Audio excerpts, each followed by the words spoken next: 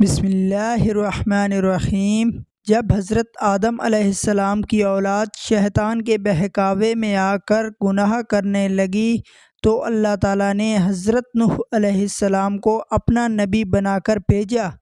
اس زمانے میں لوگوں کی عمریں بہت بڑی بڑی ہوتی تھیں۔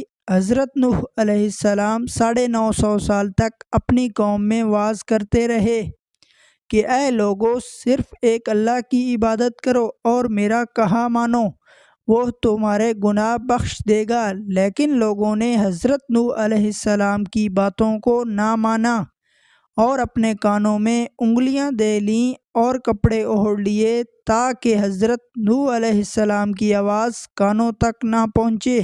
حضرت نوح علیہ السلام ہمت نہ ہارے، وہ برابر سمجھاتے رہے اور کہتے رہے، اے لوگو، اللہ سے معافی مانگو، وہ بڑا معاف کرنے والا ہے۔ وہ تم پر آسمان سے بارش برسائے گا تاکہ تم خوب اناج پیدا کر سکو اور اس کے ذریعے بڑے بڑے باغ پیدا کر دے گا، ان میں نہریں پیدا کر دے گا، تمہیں مال و دولت دے گا اور بیٹے دے گا۔ تمہیں کیا ہو گیا ہے کہ تم خدا کو نہیں مانتے؟ حالانکہ اس نے آسمان بنائے، چاند اور سورج بنائے، اس نے تم کو مٹی سے پیدا کیا اور پھر اس مٹی میں ایک دن تم مل جاؤ گے اور پھر قیامت کے دن اسی مٹی سے تم کو دوبارہ زندہ کر دے گا۔ لیکن لوگوں نے اپنے بتوں کو نہیں چھوڑا اور حضرت نوح علیہ السلام سے کہنے لگے کہ ہم اپنے بتوں کو ہرگز نہ چھوڑیں گے اور ہم تو تم کو اپنے جیسا آدمی ہی دیکھتے ہیں اور تمہارا کہنا بھی صرف چند غریب لوگوں نے مانا اور ہم تو تم کو جھوٹا سمجھتے ہیں۔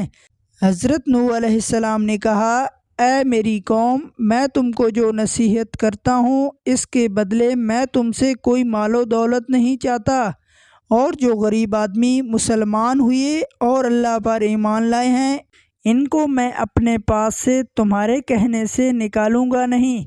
اگر میں ان کو اپنے پاس سے نکال دوں تو خدا کے عذاب سے مجھے کون بچائے گا؟ اگر میں ایسا کروں گا تو بہت ناانصاف ہو جاؤں گا۔ ان کی قوم کے لوگوں نے کہا، اے نوح علیہ السلام نے ہم سے جھگڑا بہت کر لیا، اگر تم سچے ہو تو جس عذاب سے تم ہم کو ڈراتے ہو وہ لے آؤ۔ حضرت نوح علیہ السلام نے کہا کہ جب اللہ پاک چاہیں گے عذاب لے آئیں گے۔ اللہ تعالیٰ نے حضرت نوح علیہ السلام کو وحی کے ذریعے حکم بھیجا کہ تمہاری قوم میں جو لوگ ایمان لا چکے ہیں ان کے علاوہ کوئی اور ایمان نہیں لائے گا۔ تم غم نہ کرو، ایک کشتی بناؤ۔ حضرت نوح علیہ السلام نے خدا کے حکم کے مطابق کشتی بنانی شروع کی، تو جب ان کی قوم کے سرداران کے پاس سے گزرتے تو ان کو کشتی بناتے ہوئے دیکھتے تو ان کا مذاق اڑاتے۔ حضرت نوح علیہ السلام نے ان کے مذاق کے جواب میں کہتے کہ آج مذاق کر لو، کل جب تمہارے اوپر عذاب آئے گا تو اس وقت ہم تمہارا مذاق اڑائیں گے۔ آخر اللہ تعالیٰ کا عذاب اس کے وعدے کے مطابق آیا، زمین سے پانی نکلنا شروع ہوا اور آسمان سے بارش آنا شروع ہوئی۔ اللہ تعالیٰ نے حضرت نوح علیہ السلام کو حکم دیا کہ سب جانوروں کا ایک ایک جوڑا کشتی میں سوار کر لو، اور جو لوگ تمہارے اوپر ایمان لائے ہیں یعنی مسلمان ہو گئے ہیں ان کو سوار کر لو۔ حضرت نوح علیہ السلام نے اس کشتی میں سوار ہونے والوں سے کہا، اللہ تعالیٰ کا نام لے کر اس کشتی میں سوار ہو جاؤ کہ اس کا چلنا اور ٹھہرنا اسی کے ہاتھ میں ہے، اللہ تعالیٰ بڑا بخشنے والا اور مہربان ہے۔ کشتی ان سب کو لے کر لہروں میں چلنے لگی تو اس وقت حضرت نوح علیہ السلام نے اپنے بیٹے سے کہا، اے بیٹا، ہمارے ساتھ سوار ہو جاؤ اور کافروں کے ساتھ مت ہو۔ اس نے کہا، کسی پہاڑ پہ چڑھ جاؤں گا اور وہ پانی سے بچا لے گا۔ حضرت نوح علیہ السلام نے کہا، آج خدا کے عذاب سے سوائے خدا کے کوئی بچانے والا نہیں۔ اتنے میں دونوں کے درمیان ایک پانی کی لہر اٹھی اور وہ ڈوب گیا۔ پھر خدا تعالیٰ نے زمین کو حکم دیا کہ اپنا پانی نگل جا، اور آسمان کو بھی حکم دیا کہ پانی برسانا بند کر دے، یہاں تک کہ پانی خشک ہو گیا اور تمام کافر دنیا میں ختم کر دیے گئے۔ حضرت نوح علیہ السلام کی کشتی ٹھہری۔ حضرت نوح علیہ السلام نے اپنے پروردگار سے عرض کیا، اے میرے رب، میرا بیٹا بھی میرے گھر والوں میں سے ہے۔